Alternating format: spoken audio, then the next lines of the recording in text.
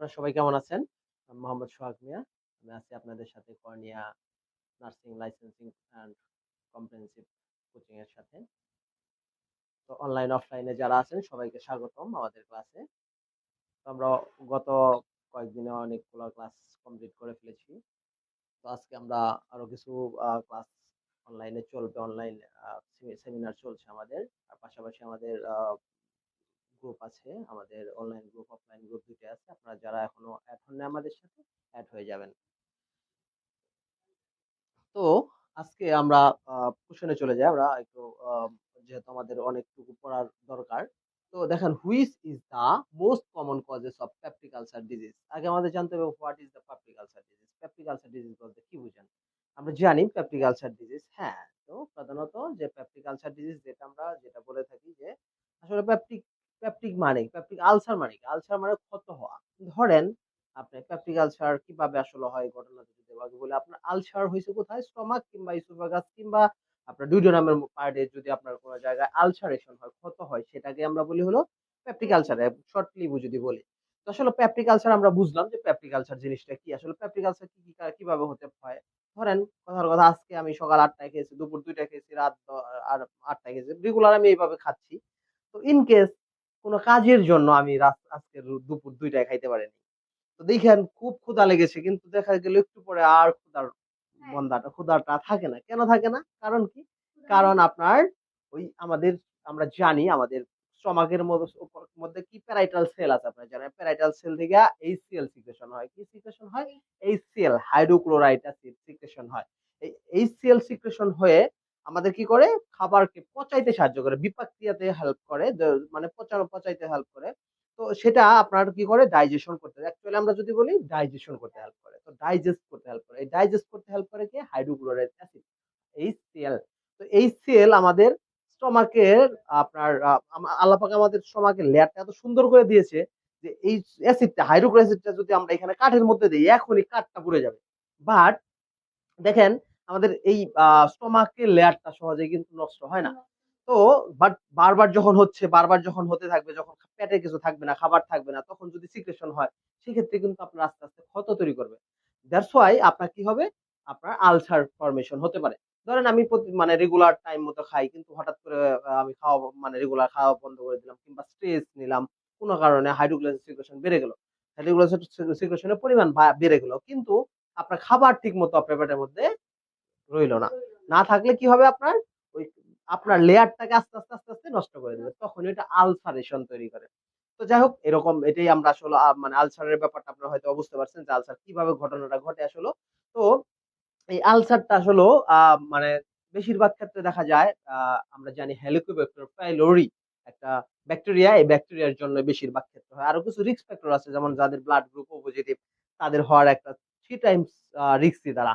তারপর ধরেন যারা স্মোকিং করে, তারপর যারা স্ট্রেস এর মধ্যে থাকে, তারা কিন্তু আপনার একটা রিস্ক গ্রুপের মধ্যে পড়ে যায়। তো তাহলে এগুলো হলো আপনার risk factor of the peptic ulcer disease. তো তাহলে আমরা জানলাম যে পেপটিক আলসার ডিজিজটা কি, পেপটিক আলসার ডিজিজটার কজ কি, আপনার রিস্ক ফ্যাক্টর গুলা কি। তো এটা কি সাইন সিম্পটম হতে পারে? অ্যাবডোমিনাল পেইন হতে পারে, তাই নউশিয়া হতে পারে, ভমিটিং হতে পারে। পাশাপাশি হেমোপটেপসিস হতে পারে। হেমাটোমেসিসটা মানে কি? হেমাটোমেসিস মানে হলো বমির সাথে রক্ত যাওয়া। আপনারা জানেন বমির সাথে রক্ত যাওয়া মানে হলো হেমাটোমেসিস। ওকে, মানে ভমিটিং উইথ ব্লাড। তো অনেক সময় এমসিকিউতে আসে যে what do you mean by haematemesis? তাহলে ভমিটিং উইথ ব্লাড। যদি বলে হেমোপটেপসিসটা কি? কাশির সাথে রক্ত যাওয়া। সেটা কিন্তু যদি আপনার লাঙে কোনো প্রবলেম থাকে, সেই ক্ষেত্রে কিন্তু কাশির সাথে রক্ত যায়। তো তাহলে আমরা হেমোপটেপসিসও জানলাম। যদি বলে হেমাচুরিয়া, তাহলে আমরা জানবো কি?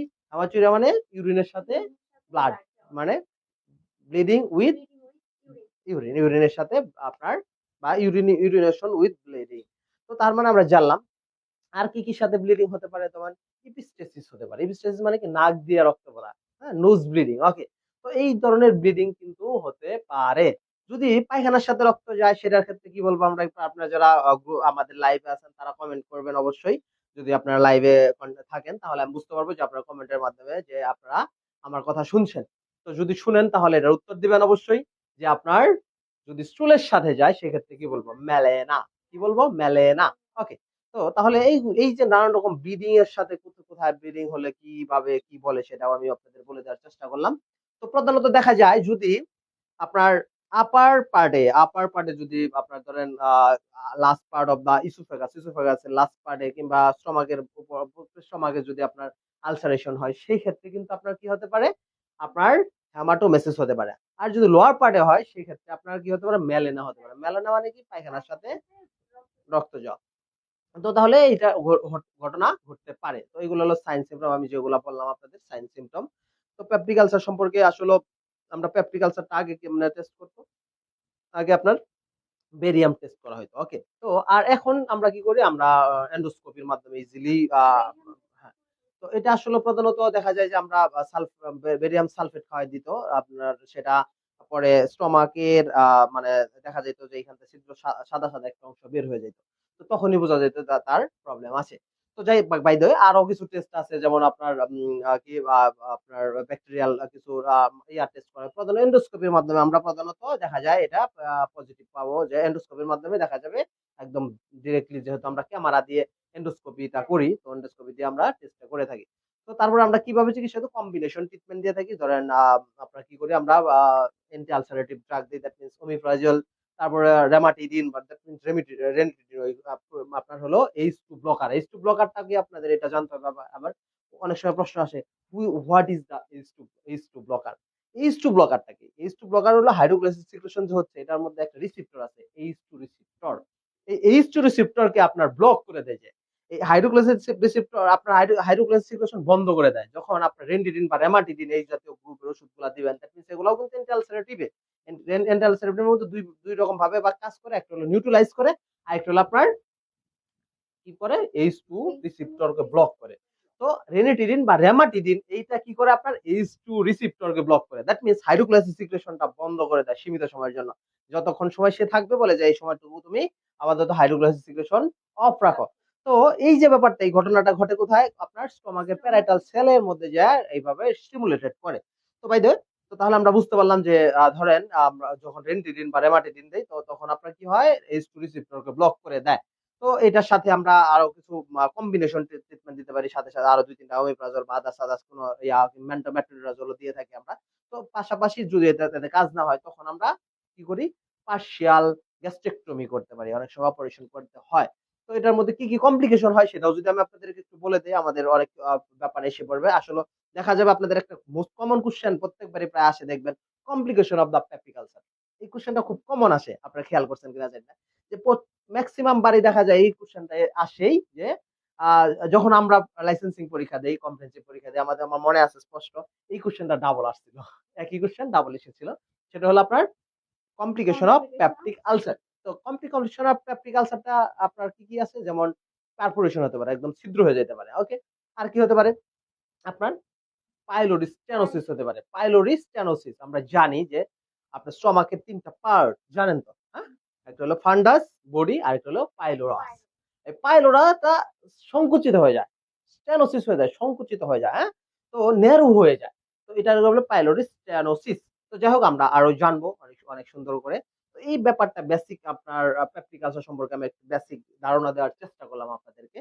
তো তাহলে আমাদের এখন আমরা যদি most which is the most common causes of peptic ulcer disease, peptic ulcer ডিজিজের মোস্ট কমন কজ কোনটা, হ্যাঁ? তো দেখা যাবে সবকিছুই সবগুলাই রাইট অ্যান্সারের মধ্যে, but choose the best answer. এখানে বেস্ট অ্যান্সার আমাদের কোনটা হবে, এইচ পাইলোরি, দ্যাট মিনস কি আমরা হেলিকোব্যাক্টর পাইলোরি। তো হেলিকোব্যাক্টর পাইলোরি আমাদের কি, আমাদের কমন কজেস। ওকে, তাহলে আমরা জানলাম, তাহলে আমাদের রাইট অ্যান্সার আমাদের এইচ পাইলোরি। দেন আমরা পরের প্রশ্নে যদি যাই, দেখেন, what is the upper gastrointestinal bleed বা ব্লিডিং, যেটা বলেন যে আপনার আপার গ্যাস্ট্রোইন্টেস্টাইনাল ব্লিডিং বলতে কি বুঝেন, বা কি কোনটা আমরা আপার গ্যাস্ট্রোইন্টেস্টাইনাল ব্লিডিং বলবো। আমরা জানি আপার গ্যাস্ট্রোইন্টেস্টাইনাল ট্র্যাক্ট আর একটা লোয়ার গ্যাস্ট্রোইন্টেস্টাইনাল ট্র্যাক্ট। তো আপার গ্যাস্ট্রোইন্টেস্টাইনাল ট্র্যাক্টের মধ্যে আপনারা জানেন যে স্টমাকের উপরের পার্ট গুলাকে আমরা ওভারঅলি বলি যে কি আপার পার্ট, আর লোয়ার পার্ট নিচের অংশগুলা। তো তাহলে বলছে আপার পার্টের কথা, যে বলছে কি দেখেন, তো প্রত্যেকটা আমরা, আচ্ছা আমরা একটু আগের ইয়াতে মানে দেখলাম যেটা, যে মানে কি আপনার পেপটিক আলসারের ক্ষেত্রে কিন্তু এই গ্যাস্ট্রোইন্টেস্টাইনাল ব্লিডিং হতে পারে। ওকে, তো তাহলে আমরা দেখি যে bleeding in any portion of the gastrointestinal tract, তাহলে কিন্তু এটা জিআইটি বলতে পারবো, গ্যাস্ট্রোইন্টেস্টাইনাল ট্র্যাক্ট ব্লিডিং বলতে পারবো, বাট এটা কিন্তু আপার বলতে পারবো না। ওকে, তাহলে আমাদের এটা ফলস অ্যান্সার। তারপরে bleeding in the duodenum, duodenum দিয়ে যদি ব্লিডিং হয় সেই ক্ষেত্রে কিন্তু আপার বলবো আমরা, নেভার। যদি বলতো লোয়ার পার্ট তাহলে কিন্তু আমার এটা অ্যান্সার হতে পারতো। ডিউডেনাম আমাদের, আমরা জানেন যে স্টমাকের পরে আমরা জানি স্মল ইন্টেস্টাইন আর লার্জ ইন্টেস্টাইন। তাহলে স্মল ইন্টেস্টাইনের ফার্স্ট পার্ট হলো ডিউডেনাম, তারপরে জিজোনাম, ইলিয়াম, আপনারা সবাই জানেন। তো এগুলো কিন্তু অ্যানাটমি, আপনার অ্যানাটমিটা বেসিকলি ভালোভাবে জানতে হবে। তো তাহলে এই ব্যাপারগুলো আপনার কি, আপনার আমরা যেটা বললাম ডিউডেনামটা হলো আপনার লার্জ ইন্টেস্টাইন স্মল ইন্টেস্টাইনের একটা অংশ। ওকে, ফার্স্ট পার্ট। তো এটার মধ্যে আপনার কি হতে পারে, ব্লিডিং হতে পারে, বা আপনার আলসার হলে আপনার এখান থেকে ব্লিডিং হতে পারে। তাহলে এটা আমাদের লোয়ার পার্ট, লোয়ার পোর্শন। তাহলে bleeding that occurs in the upper portion of the GI tract, তাহলে গ্যাস্ট্রোইন্টেস্টাইনাল ট্র্যাক্টের যদি আপার পোর্শনে আপনার ব্লিডিং হয়, কোন অংশে ব্লিডিং হয়, সেই ক্ষেত্রে আমরা কি বলবো, আপনার upper gastrointestinal tract bleeding. Okay, then bleeding in the colon, colon দিয়ে যদি ব্লিডিং, কোলন তো লাস্টের পার্ট, আমরা জানি যে অ্যাসেন্ডিং কোলন আছে, ট্রান্সভার্স কোলন আছে, তারপরে কি ডিসেন্ডিং কোলন আছে, সিগময়েড কোলন আছে না। তো এই যে কোলন গুলা, এই কোলন গুলার মধ্যে কোলন গুলা তো আসলে lower, lower part. Very good. তো তাহলে আমাদের এটাও ফলস অ্যান্সার। তাহলে আমাদের রাইট অ্যান্সার এখানে C, they occurs, the bleeding that occurs in the upper portion of the GI tract. ওকে, তাহলে আমরা জানলাম যে এটার অ্যান্সার গুলা। দেন আমরা পরের প্রশ্নে যদি চলে যাই, what is an obvious sign of upper GI bleeding? তো বলছে কোনটা আপার, যদি আপার জিআই ব্লিডিং যদি হয় আমরা কোন সাইনটায় ভাববো যে আপার জিআই ব্লিডিং হয়েছে।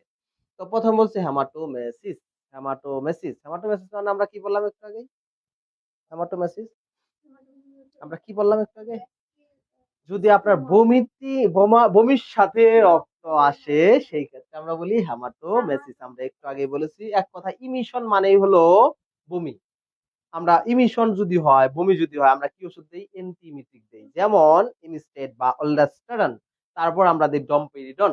তো এগুলা কিন্তু আপনার অ্যান্টি ইমিটিক ড্রাগ, অ্যান্টি ইমিটিক ড্রাগ। আপনারা কিন্তু নোট করে ফেলেন যে কোনটি অ্যান্টি ইমিটিক ড্রাগ, আসতে পারে কোশ্চেন যে কোনটি অ্যান্টি ইমিটিক ড্রাগস।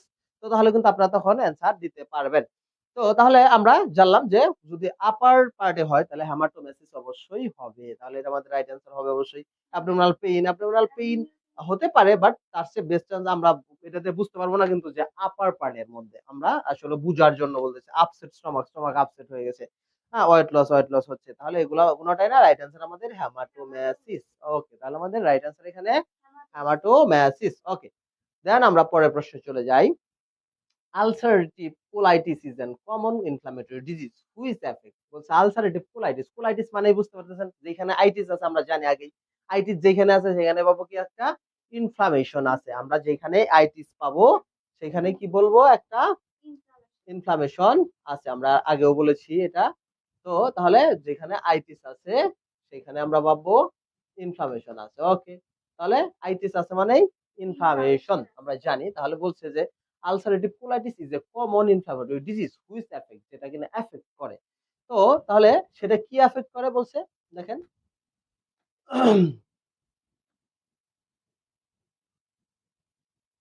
তো তাহলে কি এফেক্ট করে দেখেন, আমরা বলছে যে inflammatory disease which effect the large intestine, যেটা আপনার লার্জ ইন্টেস্টাইন কে এফেক্ট করে। তাহলে আমরা জানি যে আসলে আলসারেটিভ কোলাইটিস কোথায় হয়, লার্জ ইন্টেস্টাইনে প্রধানত হয়ে থাকে। কোলাইটিস মানে কোলাইটিস কোলন কই থাকে আমরা জানি, লার্জ ইন্টেস্টাইনে কোলন থাকে। তাহলে এটা কোলনের মধ্যে, দ্যাট মিন্স লার্জ ইন্টেস্টাইনটা কোলনের মধ্যেই থাকে, এই জন্য আমি আপনাদের একটু স্পেসিফাই করে দিয়েছি। দেন তাহলে আমাদের রাইট অ্যান্সার এটাই হবে, স্মল ইন্টেস্টাইনে না, আমরা জানি স্মল ইন্টেস্টাইনে ডিউডেনাম, জিজোনাম, ইলিয়াম এগুলা না। ওকে, বা ইলিয়াম যেটা বলেন, স্টমাক, স্টমাকও না, স্টমাক কিন্তু ইন্টেস্টাইনের মধ্যে পড়ে না। দেন হলো ইসোফেগাস, ইসোফেগাস তো আমরা জানি যে আপনার কি খাদ্যনালী না। তাহলে আমাদের এখানেও রাইট অ্যান্সার না, তাহলে আমাদের রাইট অ্যান্সার এখানে লার্জ ইন্টেস্টাইন। ওকে, তাহলে আমাদের লাস্ট ইন্টেস্টাইন আমরা পেলাম। ধ্যান আসি আমরা। তো আপনাদের অনলাইন ক্লাস কেমন লাগে অবশ্যই কমেন্ট করে জানাবেন। আপনাদের ক্লাস মানে কেমন লাগে অবশ্যই জানাবেন। আর আপনারা একটু অ্যাক্টিভলি পার্টিসিপেট করবেন কমেন্টের মাধ্যমে, শেয়ারের মাধ্যমে, সবাই শেয়ার করবেন, লাইক দিবেন। Okay, then which of the following condition which of the following condition is considered an inflammatory bowel disease, IBD যেটা, হ্যাঁ। তো তাহলে আমরা বলতেছি কি যে কোন কন্ডিশনটা কনসিডার করা হয় আপনার ইনফ্লামেটরি বাউল ডিজিজের ক্ষেত্রে। আমরা জানি ইনফ্লামেটরি বাউল ডিজিজ সবাই জানি যে আপনার ঠিক মতো বিপাক ক্রিয়া হয় না, আমরা জানি। তো দেখেন বলছে গ্যাস্ট্রোএসোফেজিয়াল রিফ্লেক্স ডিজিজ নেভার, এটা গ্যাস্ট্রোএসোফেজিয়াল রিফ্লেক্স ডিজিজ না, পেপটিক আলসার ডিজিজ নেভার, এটাও কোনটা গ্যাস্ট্রোএসোফেজিয়াল রিফ্লেক্স ডিজিজ মানে, হ্যাঁ সেটাই। ধন্যবাদ। তো প্রধানত আপনার আমাদের মানে গ্যাস্ট্রো এবং ইসোফেগাস, গ্যাস্ট্রো বলছে গ্যাস্ট্রো মানে আমাদের এক প্রকার গ্যাস ফর্ম যে হয় না, আমরা গ্যাস ফর্ম করে বলি না আমরা, যদিও যদি এটা বলা ঠিক না, তো তারপরেও আমরা এই যে গ্যাস মানে আপনার অতিরিক্ত গ্যাস ফর্ম হওয়ার ফলে এই প্রবলেমটা তৈরি হয়, রিফ্লেক্স হচ্ছে, রিফ্লেক্স আসতেছে, হ্যাঁ। তো যে অনেক সময় ঢেকুর টাইপ পচা ঢেকুর আসে, তো এই ধরনের প্রবলেম তৈরি হয় গ্যাস্ট্রো ইসোফেজিয়াল রিফ্লেক্স ডিজিজে। তো তাহলে পেপটিক আলসার ডিজিজ আমরা জানি, পেপটিক আলসার ডিজিজ সম্পর্কে আমরা মোটামুটি অনেক আলোচনা করে ফেলেছি। আলসারেটিভ কোলাইটিস, তার মানে আলসারেটিভ কোলাইটিসটা আপনার কনসিডার ইনফ্লামেটরি বাউল ডিজিজ। তো সরি। তো তাহলে আমরা জানলাম যে আলসারেটিভ কোলাইটিস আপনার আমাদের এখানে রাইট আনসার। তাহলে নন অফ দ্য অ্যাবভ না, রাইট আনসার, আমাদের right answer ulcerative colitis. Okay, then আমরা যাই sign and symptom of intestinal obstruction আর। তো কোনটা সাইন অ্যান্ড সিমটম? আমরা জানি সাইন সিমটম আমরা সবাই জানি। তো আগে ইন্টেস্টাইনাল অবস্ট্রাকশন বলতে কি বোঝেন সেটা আমাদের জানতে হবে। ইন্টেস্টাইনাল অবস্ট্রাকশন বলতে কি বোঝেন? ইন্টেস্টাইনাল অবস্ট্রাকশন আমরা জানি যে ইন্টেস্টাইনে যদি কোনো কারণে কোনো বা কারণে বাধাপ্রাপ্ত হয়, হতে পারে নানানবিধ কারণে, কোনো আঘাতের জন্য হতে পারে, কিংবা কোনো কিছু যে আটকে গেছে, মানে নানান রকম কারণেই হতে পারে কিন্তু। তো ইন্টেস্টাইনাল অবস্ট্রাকশন যদি হয় সেক্ষেত্রে কি কি সাইন সিম্পটম হতে পারে? Absence of bowel movement, bowel movement ঠিক মতো হবে না। দ্যাট মিন্স আপনার বাউল মুভমেন্ট হয়, আমরা জানি যে দেখবেন আমরা বাউল মুভমেন্ট চেক করি অনেক সময়, তো বাউল মুভমেন্ট আপনার অ্যাবসেন্ট থাকবে। অ্যাবডোমিনাল পেইন, পেটে ব্যথা হতে পারে, অবশ্যই পেটে ব্যথা হবে, কারণ আপনি যেহেতু আমাদের গ্যাস্ট্রোইন্টেস্টাইনাল ট্র্যাক্টের মধ্যে প্রবলেম হয়েছে, তো তাহলে অবশ্যই পেইন হবে, অ্যাবডোমিনাল পেইন হবে, অ্যাবডোমিনাল ডিসটেনশনও হবে, একটু ফুলে যাবে পেট, যেহেতু মুভমেন্ট হচ্ছে না, টয়লেট ঠিক মতো হবে না, তার মানে এটাও রাইট অ্যান্সার। তাহলে অল অফ দা এবং আমাদের রাইট অ্যান্সার এখানে। ওকে, দেন হলো which is the common clinical feature of intestinal obstruction. তো কোনটা মানে ইন্টেস্টাইনাল অবস্ট্রাকশন মানে কমন কজ গুলা, কমন কজটা কোনটা? তো কমন মানে আমরা তো মোটামুটি সব অনেকেই আসে, তারপর কমন কোনগুলা থাকে সেটাই বলছে। Colicky, colicky pain in the abdomen, abdominal pain, চাপাইয়া ব্যথা করবে, চাপাইয়া মানে একদম, সেটা কলকি পেইন বলা হয়। তারপরে কনস্টিপেশন, অবশ্যই কনস্টিপেশন হবে, অ্যাবডোমিনাল ডিসটেনশন হবে, তাহলে এটাও অল অফ দা অ্যাবভ আমাদের রাইট অ্যান্সার। দেন আমরা যাই which is the causes of haemorrhoid. আমরা জানি হেমোরয়েড সম্পর্কে সবাই, বা পাইলস নামে আমরা অনেকেই জানি। হুম, তো আচ্ছা ধন্যবাদ। তো প্রধানত আমরা হেমোরয়েডটা কি বা পাইলসটা কি আমরা যদি বলি, আসলে এটা আমরা জানি যে একটা গ্যাস্ট্রোইন্টেস্টাইনাল ট্র্যাক্টের মধ্যে একটা ডিজিজ বা এলিমেন্টারি সিস্টেমের একটা ডিজিজ। তো এলিমেন্টারি সিস্টেমের অনেক ডিজিজের মধ্যে এটা একটা মোস্ট কমন। অনেকের আমাদের দেশে দেখা যায় 50 থেকে 60% মানুষের এই হেমোরয়েড ডিজিজটা আছে, মানে পায়খানার সাথে রক্ত যায়। যদি বেশ দেখা যায় এটা কেন হয়? পায়খানার সাথে রক্ত, এটা আবার কয়েক ভাগে ভাগ করা যায়, first degree haemorrhoid, second degree haemorrhoid, না থার্ড ডিগ্রি, এরকম আমরা বলে থাকি। তো তাহলে আমরা জানি হেমোরয়েড বুঝলাম, তাহলে টয়লেটের মানে পায়খানার সাথে, দ্যাট মিন্স যদি রক্ত যায়, তো সেই ক্ষেত্রে কিন্তু আপনার হেমোরয়েডটা আস্তে আস্তে আস্তে ডেভেলপ করে। তো তাহলে আমরা first degree, second degree, third degree হয়, এটার মধ্যে দেখা যায় ব্লিডিং হয়, দ্যাট মিন্স মেলেনা হয়, হ্যাঁ মেলেনা হয়। তো তাহলে আপনার এই হেমোরয়েডটা কজ কি? আমরা যদি কজ বলি, অনেক কারণ হতে পারে। যদি যে বেশি ফ্যাটি খাবার খায়, আপনার ফ্যাটি খাবার তো বুঝেন যে বেশি ভাজি পুরি খায়, তারপরে ধরেন আপনার চর্বিযুক্ত খাবার বেশি খায়, তারপরে আপনার ধরেন স্মোকিং বেশি করে, বা ধরেন স্ট্রেস এর মধ্যে বেশি থাকে, তাদের কিন্তু হওয়ার একটা সম্ভাবনা থাকে। তারপর আপনার যদি ফাইবার খাবার কম খায়, মানে তন্তু জাতীয় আঁশ জাতীয় খাবারগুলো কম খায়, সেই ক্ষেত্রে কিন্তু আপনার কি হতে পারে? আপনার হেমোরয়েড হতে পারে। ঠিক আছে? তো হেমোরয়েড হলে কিন্তু আমরা দেখা যায় অনেক সময় সার্জারি করতে হয়, কোলোরেক্টাল সার্জারি করতে হয়। তো তাহলে আমরা জানলাম হেমোরয়েড সম্পর্কে মোটামুটি একটা শর্টলি আমি একটু ধারণা দেওয়ার চেষ্টা করলাম আপনাদের। তাহলে আমাদের এখানে which is the causes of haemorrhoids?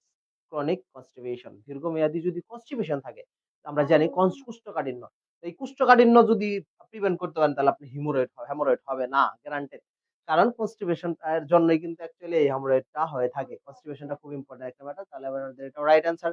তারপরে লো ফাইবার ডায়েট, যদি কম আঁশ জাতীয় খাবার খায় তাহলে আপনার কি হতে পারে, হেমোরয়েড হতে পারে। কারণ এই যদি কম আঁশ জাতীয় খাবার খান সেই ক্ষেত্রে দেখা যাবে আপনার কি হবে, পায়খানা শক্ত হয়ে যাবে, কনস্টিপেশন হবে। তো সেই ক্ষেত্রে কিন্তু আপনার হেমোরয়েড হওয়ার একটা চান্স আছে। দেন হলো প্রেগন্যান্সিতেও কিন্তু আপনার হেমোরয়েড হওয়ার চান্স থাকে। তাহলে আমাদের right answer all of the above. আমি আপনাদেরকে অল অফ দা অ্যাবভ কেন প্রশ্নের উত্তর এনেছি, কারণ আপনাদের অনেকগুলো অপশন জানাচ্ছি আমি। দ্যাটস ওয়াই আমি আপনাদেরকে বারবার অল অফ দা অ্যাবভ দিয়ে শিখাচ্ছি। হ্যাঁ, মাল্টিপলও যাতে আপনারা একসাথে উত্তরগুলো পেয়ে যেতে পারেন। দ্যাটস ওয়াই আপনাদের এইভাবে এই ক্যাটাগরি কোশ্চেন আমরা আনার চেষ্টা করেছি। তো বাইরেও দু একটা আমি তো বলেই ফেললাম, অনেক কিছুই তো বলে ফেললাম তার মধ্যে, যে আর কি কি হতে পারে, বেশি স্ট্রেস বা আদার্স ব্যাপারগুলা ধরেন ফ্যাটি খাবার খাইলে এখানে নাই, আমি কিন্তু বলে ফেলছি অলরেডি না। তো হ্যাঁ, ফ্যাটি ফুডের জন্য এক্সারসাইজ এর অভাবে হতে পারে, এক্সারসাইজ কম গুলো কিন্তু হতে পারে এটা। এক্সারসাইজ কিন্তু মোস্ট ইম্পর্টেন্ট। তো which is the common type of hernia, আমরা জানি হার্নিয়া সম্পর্কে। হার্নিয়া বলতে কি বুঝেন? আচ্ছা, গুড। তো হার্নিয়া বলতে আমরা কি বুঝি, ধরেন এক জায়গার টিস্যু বা সেল আরেক জায়গায় চলে যায়, এক কথায় যদি বলি, তাই না? তো ধরেন অ্যাবডোমিনাল আর টিস্যুটা আপনার ইনগুইনালে চলে গেছে, হ্যাঁ, তো সেটাও কিন্তু আমরা ইনগুইনাল হার্নিয়া বলি। তো প্রধান ব্যাপার এক জায়গার টিস্যু আরেক জায়গায় চলে যাওয়া। তো হার্নিয়া মানে অ্যাবনরমালি গ্রোথ। ওকে। তো তাহলে বলছে হার্নিয়ার কি কি টাইপ, অনেক টাইপ হতে পারে, যেমন ইনগুইনাল হার্নিয়া, আম্বিলিকাল হার্নিয়া, এরকম হলো অনেক টাইপস আছে। তারপরে আপনার ফিমোরাল হার্নিয়া, নানা রকম হার্নিয়াই হয়ে থাকে। তো বেশিরভাগ ক্ষেত্রে দেখা যায় ইনগুইনাল হার্নিয়াটা কমন হয়ে থাকে, ইনগুইনাল হার্নিয়া। তাহলে আমাদের এখানে রাইট অ্যান্সার সবগুলাই আমাদের এখানে রাইট অ্যান্সার। ইনগুইনাল হার্নিয়াও আছে, ফিমোরাল হার্নিয়াও আছে, আম্বিলিকাল হার্নিয়াও আছে, all of the above. Okay, তাহলে আমাদের right answer all of the above. Then হলো which is the positive sign of appendicitis. আগে আমাদের জানতে হবে what do you mean by appendicitis. Appendicitis বলতে কি বুঝেন? তো আমরা আগেই বলেছি মানে আমরা যদি কোনো জায়গায় আইটিস থাকে, যদি কোনো জায়গায় কি থাকে, আইটিস থাকে, আমরা কি বলবো? যদি কোনো জায়গায়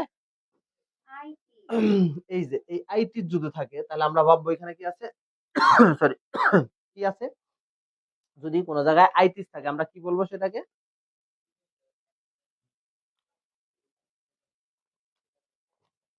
আইটিস যদি থাকে আমরা সেটাকে কি বলবো? আইটিস থাকলে আমরা বলবো ইনফ্লামেশন। ওকে, আইটিস যেখানেই থাকবে আমরা ভাববো কি আছে এখানে, ইনফ্লামেশন আছে।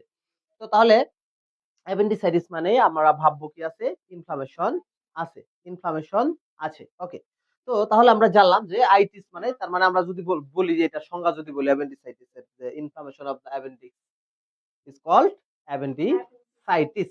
ওকে, তাহলে আমরা জানলাম অ্যাপেন্ডিসাইটিস বলতে কি বুঝেন। আচ্ছা, অ্যাপেন্ডিসাইটিসটা আসলে কি কি কারণে হতে পারে? অ্যাপেন্ডিসাইটিস নানান রকম কারণেই হতে পারে। যেমন ধরেন আপনার কি হতে পারে, কোনো সিমের বিচি অ্যাপেন্ডিক্স এর মধ্যে চলে গেছে, কিংবা কৃমি চলে গেছে। হ্যাঁ, তো বা ওয়ালে কোনো সমস্যা হয়েছে, বা স্টুল চলে গেছে অ্যাপেন্ডিক্স এর মধ্যে। আমরা জানি যে অ্যাপেন্ডিক্স এর এখনো কোনো ফাংশন এখন অব্দি পাওয়া যায় নাই। তো এই অ্যাপেন্ডিক্স এর মধ্যে যদি চলে যায়, অ্যাপেন্ডিক্স ভার্মিফর্ম, হ্যাঁ, তো এটার মধ্যে যদি চলে যায় সেই ক্ষেত্রে আমাদের ইনফ্লামেশন হয়। তো এটার পরে এটার কমপ্লিকেশন কিন্তু অনেক খারাপ হতে পারে। তো লাম্প হতে পারে বা ব্রাস্ট হয়ে যেতে পারে। তো ব্রাস্ট হলে কিন্তু বাঁচানোর সম্ভাবনা খুব কম থাকে। তো এইজন্য এগুলা একটু খুব সিনসিয়ার একটা ব্যাপার। হুম, তো ব্রাস্ট হয়ে যায়। ওকে, তাহলে আমরা জানলাম অ্যাপেন্ডিসাইটিস বলতে কি বুঝি, আমরা অ্যাপেন্ডিসাইটিস কিভাবে হয় এটাও জানলাম। অ্যাপেন্ডিসাইটিস এর সাইন সিম্পটম কি হতে পারে? নৌশিয়া, ভমিটিং, হাই গ্রেড মানে গ্রেড হাই ফিভার বা ফিভার হতে পারে, তাই না? ইনফ্লামেশন যেহেতু আমরা জানি, ইনফ্লামেশন হলে অ্যাবডোমিনাল পেইন, অ্যাবডোমিনাল ডিসটেনশন হতে পারে না?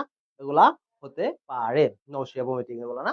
অ্যানোরেক্সিয়া, ক্ষুধা-মন্দা, তো এই ঘটনাগুলো আপনার ঘটতে পারে। তো তাহলে আর আমাদের বলছে পজিটিভ সাইন, এই প্রশ্নটা কিন্তু একটু একটু ঘোরানো। হ্যাঁ, পজিটিভ সাইন, পজিটিভ সাইন বলতে বুঝে নিত যে কোনো একটা সাইন পজিটিভ আছে। তো কোন সাইনটা আপনার পজিটিভ হলে আমরা ভাববো অ্যাপেন্ডিসাইটিস। তো তাহলে আমাদের এটা জানতে হবে আগে। তো আমরা যাই আস্তে, আস্তে আগে আমরা যেখানে ছিলাম। তো প্রধানত আমরা কোথায় ছিলাম? আমরা ছিলাম হলো সায়েন্স সিম্পটমের মধ্যে। এখন যদি আমরা যাই, কি, কি ইনভেস্টিগেশন করবো? আমরা একটা আল্ট্রাসোনোগ্রাফ করতে পারি, একটা সিবিসি করতে পারি। সিবিসির মধ্যে ডব্লিউবিসি কাউন্ট বেড়ে যাবে। নিউট্রোফিলের পরিমাণ, ডব্লিউবিসির একটা পার্ট হলো নিউট্রোফিল। নিউট্রোফিলের পরিমাণ বেড়ে যাবে। ইএসআর বেড়ে যাবে, ইরিথ্রোসাইট সেডিমেন্টেশন রেট যেটা। তো এটা মেয়েদের হলো 20 পর্যন্ত নরমাল, ছেলেদের 10 পর্যন্ত নরমাল। এটা কি হতে পারে? বেড়ে যেতে পারে। তো এটা আপনার যদি ইনফেকশন থাকে বা ধরেন কোনো শরীরে কোনো পেইন থাকে সেই ক্ষেত্রে কিন্তু আবার এই ইএসআর টা বেড়ে যায়। তো তো নরমালি এটা বেড়ে যাওয়ার একটা ব্যাপার থাকে। আর প্রেগন্যান্সিতে নরমালি ফিজিওলজিক্যালি বেড়ে যায় বা মেনস্ট্রুয়েশনের সময় মেয়েদের এমনিতেই ফিজিওলজিক্যালি বেড়ে যায়। তো তাহলে আমরা জানলাম যে কি কি আমরা ইনভেস্টিগেশন করতে পারি। আর কি আমরা এখন যাবো কিসে? আমরা যাবো এখন এটার চিকিৎসায়। তো চিকিৎসা প্রধানত আমরা কম্বিনেশন থেরাপি দেই, কনজারভেটিভ ট্রিটমেন্ট দেয়। কনজারভেটিভ ট্রিটমেন্ট তো আসার পরে ধরেন আমরা অ্যান্টিবায়োটিক দিয়ে শুরু করে দেই। অ্যান্টিবায়োটিক ধরুন এনপিও রাখি আমরা প্রধানত। NPO, nothing per oral. তো সরি, অনেক সময় কিন্তু প্রশ্ন আসে অ্যাব্রিভিয়েশন থেকে কিছু প্রশ্ন থাকে। আপনারা একটু লিখে নিতে পারেন। অ্যাব্রিভিয়েশন যেমন এনপিও, নাথিং পার ওরাল। ওকে? তো টিএফও, স্টিল ফার্দার ওয়ার্ডার, মানে আ আগে আর অর্ডার না দেওয়ার আগ পর্যন্ত কোন খাবার দিবেন না। তো তারপর আরো কি কি অ্যাব্রিভিয়েশন থাকতে পারে? যেমন এসি, এন্টিসিবাম, একটা ল্যাটিন ওয়ার্ড, এটাকে আমরা বলি কি বিফোর মিল, বিফোর মিল, বিএমও আমরা আমাদের দেশে আমরা ইউজ করে থাকি।